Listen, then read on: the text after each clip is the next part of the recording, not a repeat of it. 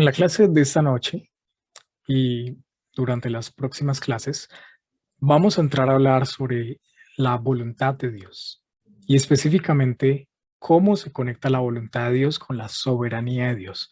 Vamos a ver esas dos facetas o esos dos atributos de Dios, la voluntad y la soberanía. Así que iniciemos en primer lugar definiendo la voluntad de Dios. Podemos decir que la voluntad de Dios es su determinación perfecta y su ordenación soberana de todas las cosas. Vuelvo a leer esta definición para ustedes.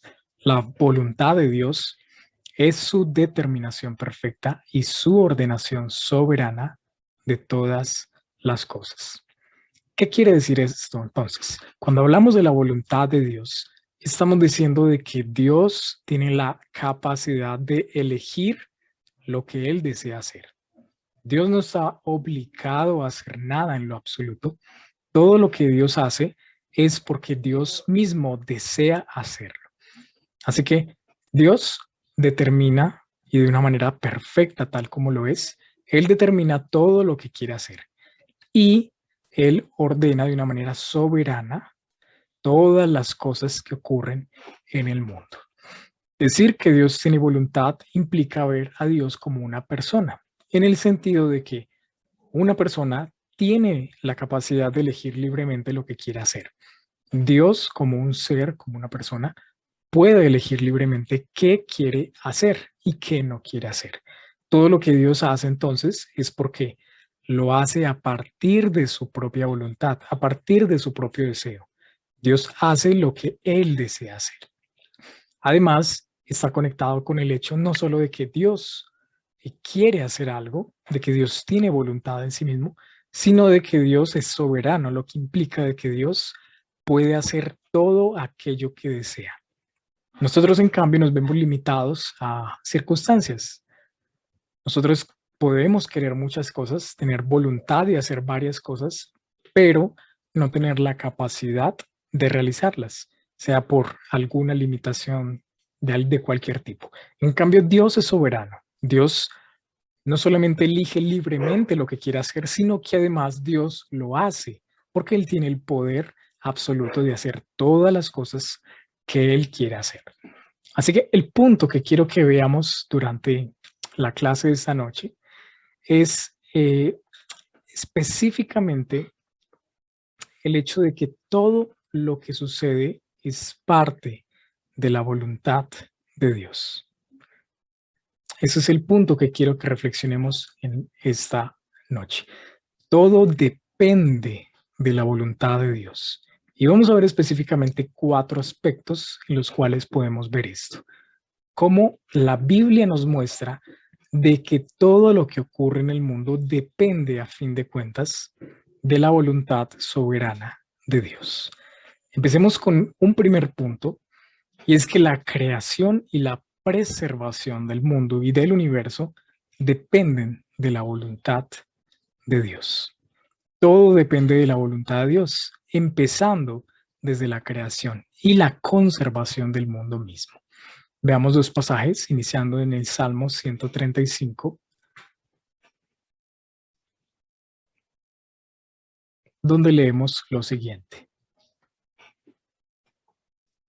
El salmista dice: todo cuanto el Señor quiere, lo hace, en los cielos y en la tierra, en los mares y en todos los abismos. Aquí hay una clara muestra de la voluntad de Dios. Todo lo que el Señor quiere, Él lo hace, sea en los cielos, los lugares más altos, sea en la tierra, sean los mares, sean los abismos, en cualquier lugar, en cualquier momento, todo lo que Dios quiere, Él lo hace. En Apocalipsis capítulo 4, versículo 11, se nos dice: digno eres, Señor y Dios nuestro, de recibir la gloria y el honor y el poder, porque tú creaste todas las cosas y por tu voluntad existen y fueron creadas. Noten aquí que a Dios se le da la gloria, el honor y el poder por el hecho de que Dios creó todas las cosas. Y Dios no solamente es el creador de todas las cosas, sino que Dios es la razón de ser de por qué las cosas existen. Aquí en Apocalipsis se nos dice que por la voluntad de Dios, todas las cosas existen y fueron creadas. Es decir, el mundo, los animales, toda la creación, incluyendo los seres humanos, vinieron a la existencia por la voluntad de Dios. Fue Dios quien soberanamente determinó, quiso hacer todo cuanto existe en el mundo.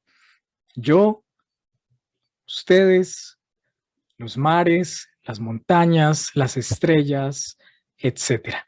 Todo cuanto existe fue creado por Dios porque Dios así lo quiso hacer.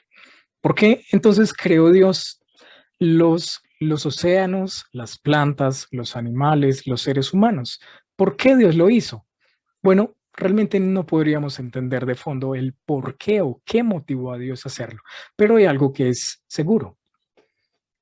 Lo que Dios hizo y creó, lo hizo porque Él lo quiso de esa forma.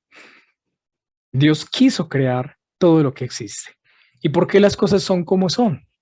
Porque Dios así las diseñó y porque su voluntad fue que las cosas fuesen tal y como las conocemos. Nuestro cuerpo humano es tal y como Dios lo quiso. Esa es la forma en la que Dios lo diseñó y esa es la forma en la que Dios lo ejecutó.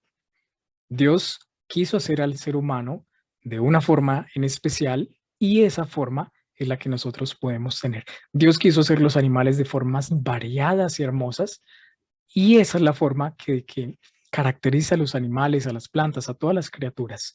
Esa forma distintiva fue parte del plan de Dios y esa fue la voluntad de Dios. Es decir, Dios lo quiso de esa forma y Dios lo hizo de esa forma. Así que vemos que las escrituras nos muestran claramente de que la creación y la preservación misma del mundo y del universo dependen de la voluntad de Dios. Hay un segundo elemento en el que también podemos ver cómo las cosas dependen de la voluntad de Dios, y eso es el gobierno. El gobierno también depende de la voluntad de Dios, y esto lo vamos a ver en las escrituras.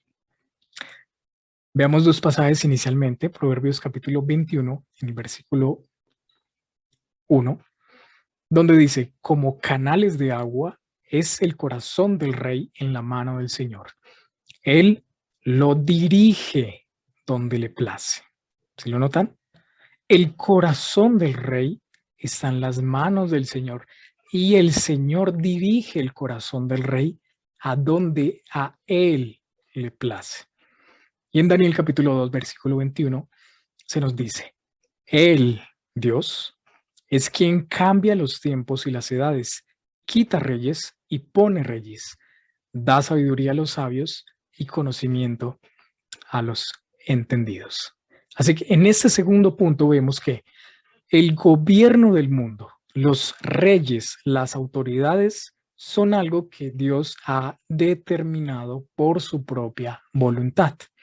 Ahora, hay un pasaje muy importante que nos muestra esta verdad aplicada y de una forma bastante clara. Y eso lo vemos justamente 2 capítulos más adelante en el libro de Daniel, cuando se nos narra la historia de Nabucodonosor, un famoso rey de Babilonia. Y en el capítulo 4 se nos narra de que Nabucodonosor una vez tuvo un sueño que lo dejó consternado. Y fue justamente el profeta Daniel quien pudo darle la interpretación de este sueño. Y en ese sueño Dios le estaba advirtiendo a Nabucodonosor de que si él seguía con su orgullo, Dios lo humillaría hasta la peor forma, lo llevaría a la condición más baja. Daniel le dio la interpretación y la advertencia de parte de Dios al rey, pero a pesar de esa advertencia, ¿qué ocurrió? El rey siguió obstinado y su ego, en vez de cambiar, más bien siguió aumentando. Veámoslo en Daniel capítulo 4, versículos 29 al 35. 12 meses después del sueño que había tenido, paseándose por la azotea del Palacio Real de Babilonia, el rey reflexionó y dijo, ¿No es esta la gran Babilonia que yo he edificado como residencia real con la fuerza de mi poder y para gloria de mi majestad? Aún estaba la palabra en la boca del rey cuando una voz vino del cielo.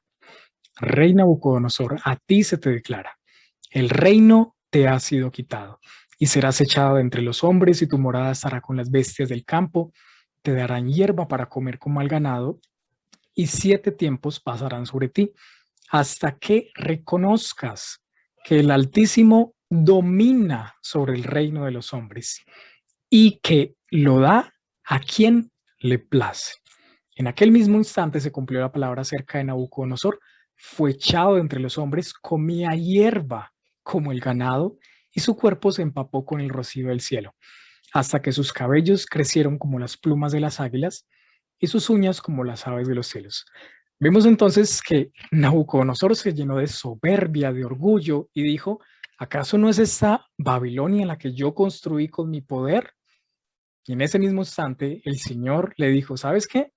Te voy a demostrar de que no es así, de que realmente la posición que tienes como rey no es por tu propio mérito. He sido yo, le dice Dios, yo el que te he dado el reino. Y para demostrártelo, te lo voy a quitar y te voy a humillar. Así que el Señor hizo que Nabucodonosor fuera echado del palacio y fuera tratado como un animal. Es increíble la descripción de un rey que un día a otro pasar de la elegancia del palacio a comer hierba en el campo como si fuera un animal. Increíble, pero eso fue lo que le ocurrió. Pero sigamos viendo qué ocurrió.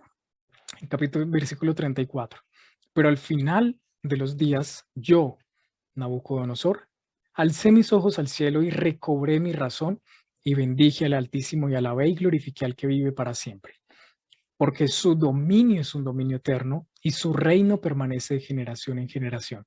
Y todos los habitantes de la tierra son considerados como nada, mas él actúa conforme a su voluntad en el ejército del cielo y entre los habitantes de la tierra. Nadie, nadie puede detener su mano, ni decirle qué has hecho. Esa historia impactante nos muestra entonces que Nabucodonosor entendió, y de la peor forma, la lección de que Dios es quien gobierna y de que Dios es quien en su voluntad determina quién gobierna en medio del mundo. Dios le muestra a Nabucodonosor de que Él es el rey de reyes y que por tanto Dios soberanamente en su voluntad elige quiénes son los reyes o los gobernantes sobre las naciones. Nabucodonosor pensó que su propia capacidad lo había llevado al trono, cuando realmente fue Dios quien lo había puesto en esa posición de autoridad y Dios mismo tenía el poder de quitarlo de esa autoridad. Vemos que Pablo reafirma ese concepto en el Nuevo Testamento, en el Romanos capítulo 13, versículo 1.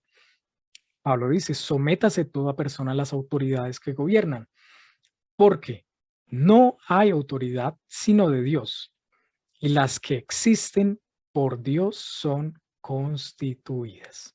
Aquí Pablo nos deja claramente estipulado lo mismo que entendió Nabucodonosor. Es Dios quien determina quiénes son los hombres que gobiernan. Es la voluntad de Dios, única y exclusivamente.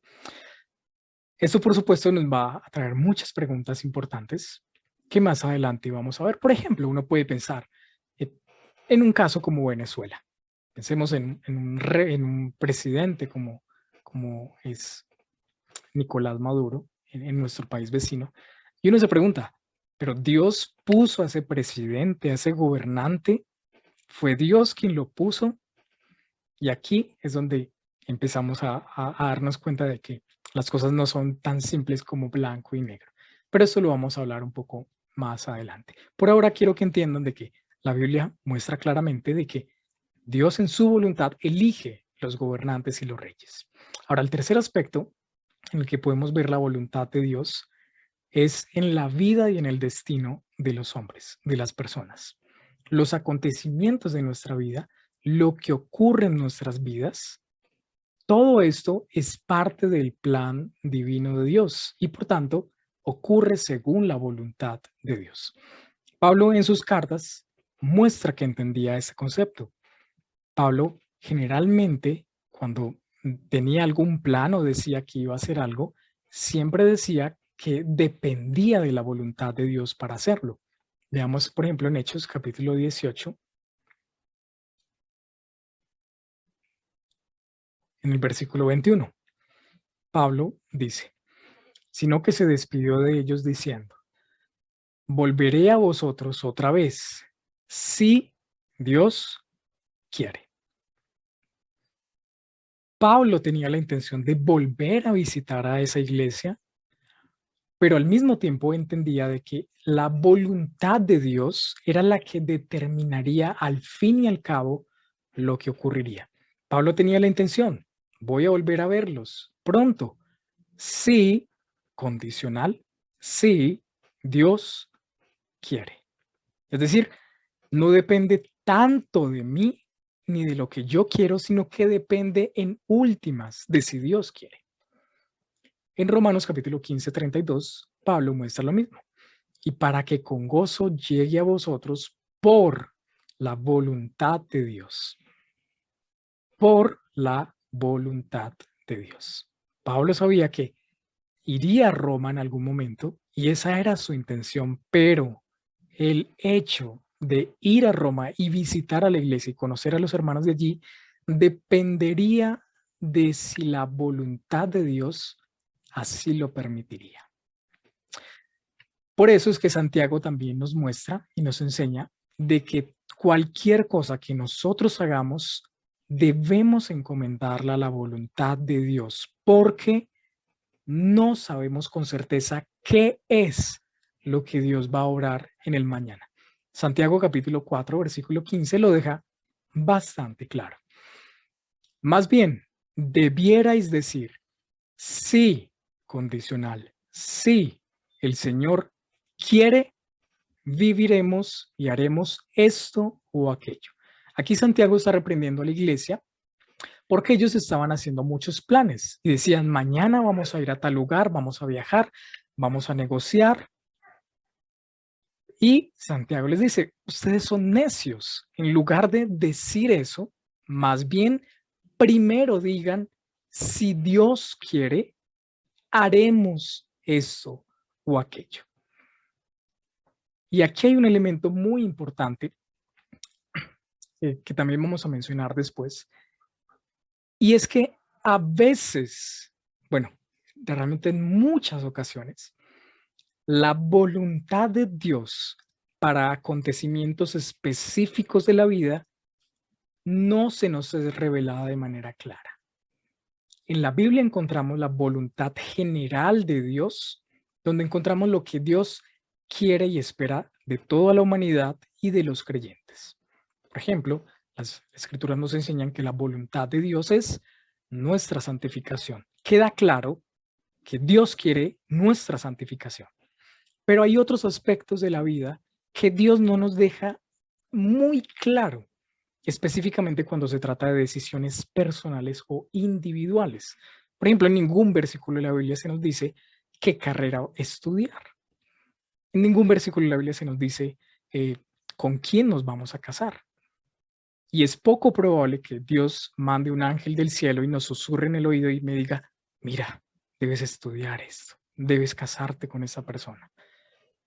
Eso sonaría bastante inspirador, pero en la práctica es difícil que ocurra.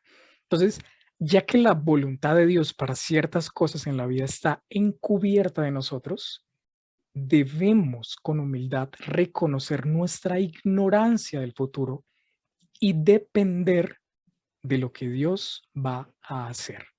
Ahora, eso no significa inactividad. Noten lo que Santiago dice.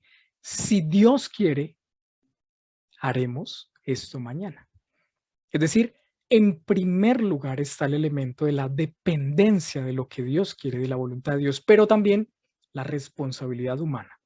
No es como si, no, Dios ya tiene planeado lo que voy a hacer mañana y mañana se hará la voluntad de Dios. Yo no sé qué va a pasar ni voy a planear nada. Dios simplemente lo va a hacer. No. Si Dios quiere, primer elemento, dependencia, haremos esto o aquello. Responsabilidad humana. También lo vamos a ir mencionando un poco más en este tema que es bastante profundo.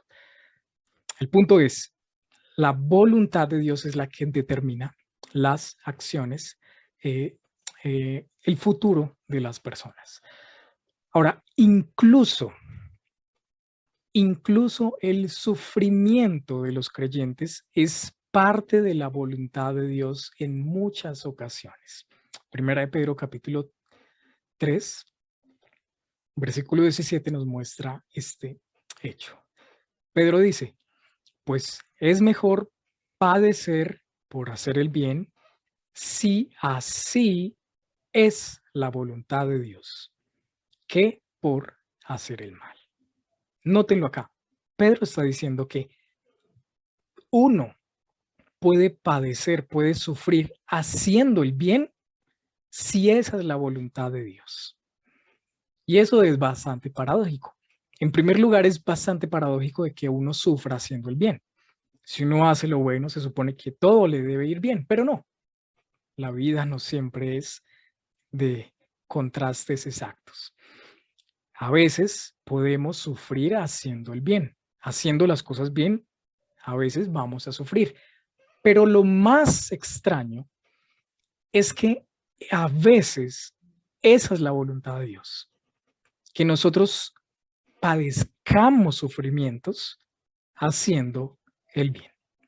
Y eso es bastante sorprendente. ¿Cómo es posible que Dios quiera que yo sufra mientras estoy haciendo las cosas bien? La voluntad de Dios siempre es extraña para nosotros. Y ante eso, ¿qué podríamos decir a Dios? ¿Podríamos decirle, Señor, te equivocas? ¿O podríamos reprocharle algo a Dios? En ninguna manera. No podríamos ir nunca en contra de la voluntad de Dios ni reprochar ninguno de sus actos. En Isaías 45:9 se nos muestra esto. Ay del que contiende con su hacedor, el tiesto entre los tiestos de la tierra. ¿Dirá el barro al alfarero, qué haces? ¿O tu obra dirá, él no tiene manos? No puede quedar más claro. No puede la vasija de barro eh, pedirle cuentas al alfarero o decirle, oye, ¿por qué me estás haciendo de esta forma, de esta otra? Oye, deberías más bien hacerme así o de esta otra forma. No. El alfarero hace lo que su voluntad quiere hacer y el barro, la vasija, no puede discutirle absolutamente nada. La voluntad de Dios es soberana. Él hace lo que quiere hacer. Así que hemos visto que la voluntad de Dios, todo depende de la voluntad de Dios. Vemos que la creación depende de la voluntad de Dios. Hemos visto que el gobierno humano depende de la voluntad de Dios. Y hemos visto que la vida y el destino de los hombres depende de la voluntad de Dios. Finalmente veamos algo más. En cuarto punto. Y es que el sufrimiento y la muerte de Cristo también dependió de la voluntad de Dios y se hizo según la voluntad de Dios. El sufrimiento y la muerte de Cristo también fue parte del plan de la voluntad de Dios. Eso puede sonar raro para muchas personas, como si que ese terrible sufrimiento y esa injusta muerte que sufrió Cristo fue parte de la voluntad de Dios.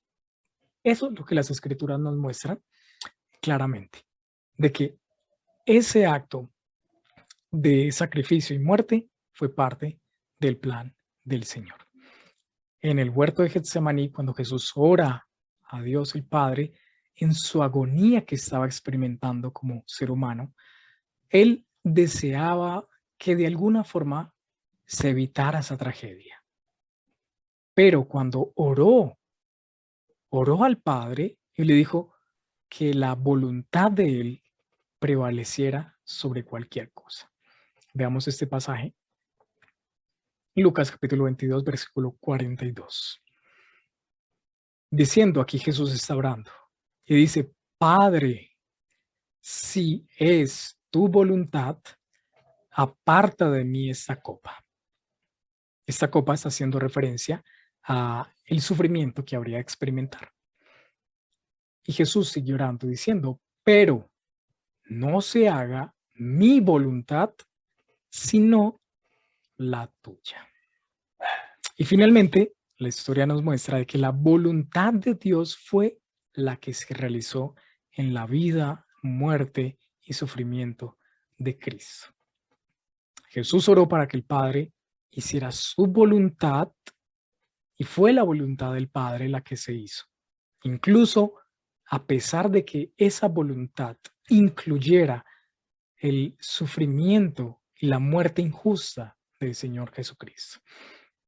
En una ocasión, cuando Jesús les explica a sus discípulos el sufrimiento que vendría, que tendría que ir a Jerusalén y que tendría que experimentar azotes y la muerte, Jesús le cuenta eso a sus discípulos, ellos se ponen algo triste y Pedro, con una buena intención, va donde Jesús y le dice, Jesús, ojalá eso no te acontezca.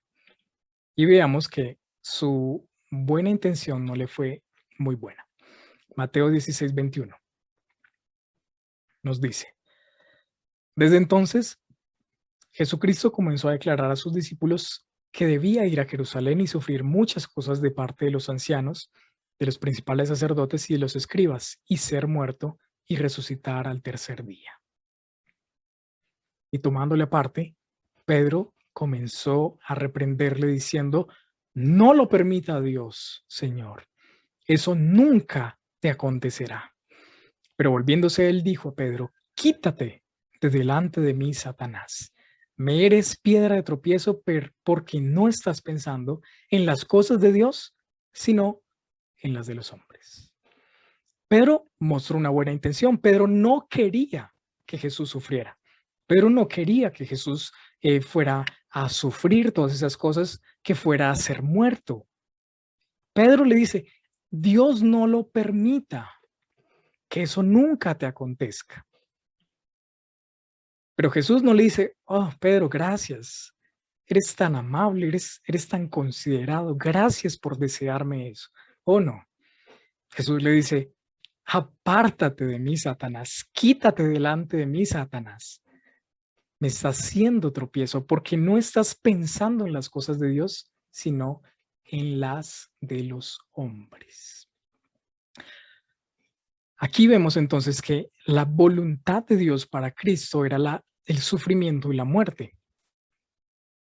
Para Pedro eso no tenía mucho sentido. Pedro no quería que Jesús viviera eso. Pedro no quería que Jesús experimentara esos sufrimientos y dolores. Pero esa era la voluntad de Dios y esa fue la voluntad de Dios que se cumplió. Y aquí hay una enseñanza muy interesante contra la teología de la prosperidad y de la motivación personal que hoy enseñan en muchas iglesias, donde se nos dice, no te preocupes, todo te va a ir bien, todo te saldrá bien, todo lo que hagas saldrá exitoso, nunca te vas a enfermar, nunca vas a sufrir porque eres un hijo de Dios. La gente sale con expectativas falsas y cuando salen afuera, en un mundo corrupto que todavía está dañado por el pecado, se dan cuenta de que sigue el sufrimiento, sigue la persecución, siguen los problemas familiares, siguen los problemas económicos, pero les prometieron que no ocurrirían. A veces, como lo mencionamos en el punto anterior, la voluntad de Dios para el creyente puede incluir el sufrimiento.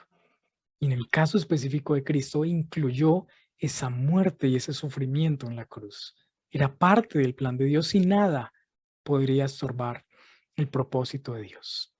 La iglesia también reconoció la voluntad de Dios en el sufrimiento de Jesús. En Hechos capítulo 2, versículo 23, Pedro en uno de los discursos dice, a este entregado por el plan determinado y el previo conocimiento de Dios, clavasteis en una cruz por manos de impíos y le matasteis.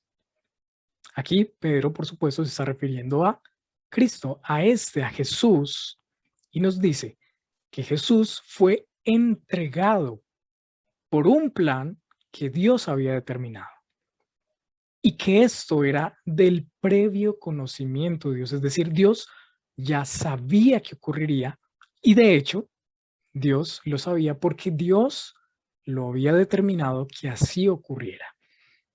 Pero noten aquí algo muy interesante. La muerte de Jesús era parte del plan y la voluntad de Dios. Y al mismo tiempo, Pedro, la segunda parte del versículo se nos muestra, les recalca la responsabilidad que tuvieron. Ustedes clavaron en una cruz al Hijo de Dios y lo mataron. Ustedes fueron responsables. Y aquí se empieza a ver esa paradoja y esa extraña eh, concurrencia de la voluntad de Dios con la voluntad y la escogencia de los seres humanos. ¿Quién mató a Jesús? ¿Fue Dios o fueron los hombres? Pues aquí se nos muestra que fue ambos. Dios fue quien determinó que Cristo muriera. Era el plan de Dios. Pero al mismo tiempo, los hombres impíos que lo crucificaron y lo mataron fueron responsables de este acto que fue completamente malévolo, humanamente malévolo. ¿Cómo iban a matar al Hijo de Dios, al Salvador del mundo? Pero al mismo tiempo, esa muerte estaba cumpliendo el propósito soberano de Dios de que la humanidad fuera salvada por la muerte de Cristo. Quiero que empiecen a notar esa tensión que más adelante la vamos a mencionar, cómo concurren la voluntad humana y la voluntad divina en los mismos acontecimientos. En una oración que la iglesia hace, en unos capítulos más adelante, vemos la misma realidad. Hechos 4:27. Porque en verdad en esta ciudad se unieron tanto Herodes como Poncio Pilato, juntamente con los gentiles y los pueblos de Israel, contra tu santo siervo Jesús, a quien tú ungiste para hacer cuanto tu mano y tu propósito habían predestinado que sucediera. Una vez más, se nos muestra responsabilidad humana, que en esa ciudad se habían unido los gobernantes, los gentiles e Israel y se habían puesto de acuerdo contra Jesús para hacer lo que ya Dios había predestinado que sucediera. Dios ya lo había determinado que así fuera, pero al mismo tiempo los seres humanos libremente escogieron matar al Hijo de Dios. Un acto que es completamente reprochable, pero que al mismo tiempo estaba cumpliendo con el plan divino.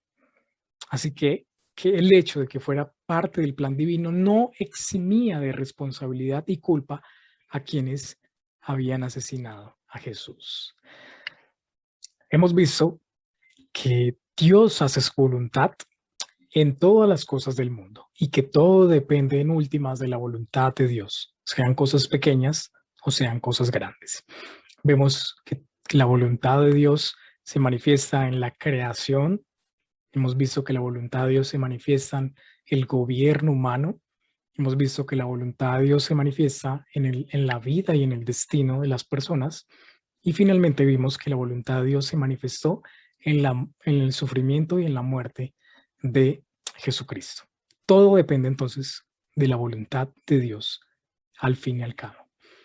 Pero si eso es así, entonces, ¿por qué habríamos de orar como Jesús oró en el huerto de Getsemaní, pidiendo que Dios haga su voluntad, si al fin y al cabo Dios siempre hace su voluntad?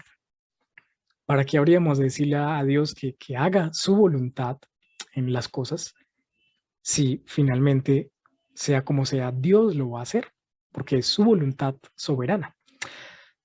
¿Será posible que uno no haga la voluntad de Dios cuando realmente todo lo que sucede es según la voluntad de Dios? Y si todo lo que Dios hace, lo que Dios permite, está determinado por su voluntad, ¿Significa eso que nuestras decisiones, nuestra voluntad no es libre? Esas son preguntas importantes y que naturalmente surgen cuando uno habla de esos temas. Y nos detendremos un poco más durante las últimas, la próxima una o dos clases en que terminemos el tema. Por ahora quiero que reflexionemos finalmente en el hecho de que la voluntad de Dios gobierna sobre la vida de las personas, sobre el mundo, sobre la creación, y que esto debe ser una fuente de consuelo y de paz para nosotros que somos creyentes, que somos sus hijos, incluso cuando las cosas se ponen difíciles. Es extraño, por supuesto, que la voluntad de Dios a veces sea el sufrimiento, que a veces la voluntad de Dios sea permitir el sufrimiento y la aflicción en nuestras vidas. Eso es extraño humanamente. Incluso mucho más extraño que la voluntad de Dios haya sido que su propio Hijo Jesucristo sufriera una muerte cruenta en la cruz. Eso es bastante extraño y paradójico. Pero hay algo de lo cual debemos tener certeza, y es que la voluntad de Dios es mucho mejor que la voluntad de nosotros. Nuestra voluntad es incierta, es limitada, mientras que la voluntad de Dios es soberana, es determinante. Es el Dios que sabe el fin desde el principio. Así que nuestro anhelo debe ser siempre que en nuestras vidas prevalezca la voluntad de Dios sobre todas las cosas. Someternos a la voluntad de Dios en nuestro diario vivir, como Santiago nos exhorta. Todo lo que hagamos siempre, encomendémoslo a la voluntad de Dios. Depender de Dios porque es su voluntad la que prevalece. Y por supuesto, confiar en que lo que Dios está haciendo, su voluntad, es lo mejor. Es lo mejor. Dios no se equivoca. La voluntad de Dios está realizándose en nuestras vidas, en tu vida, en nosotros. Y eso es un motivo grande para confiar en Él. Así que incluso cuando parezca que las cosas no salen como uno cree o piensa que es mejor, podríamos decir como dijo el salmista, el Señor cumplirá su propósito en mí. La voluntad de Dios es mucho mejor que mi voluntad.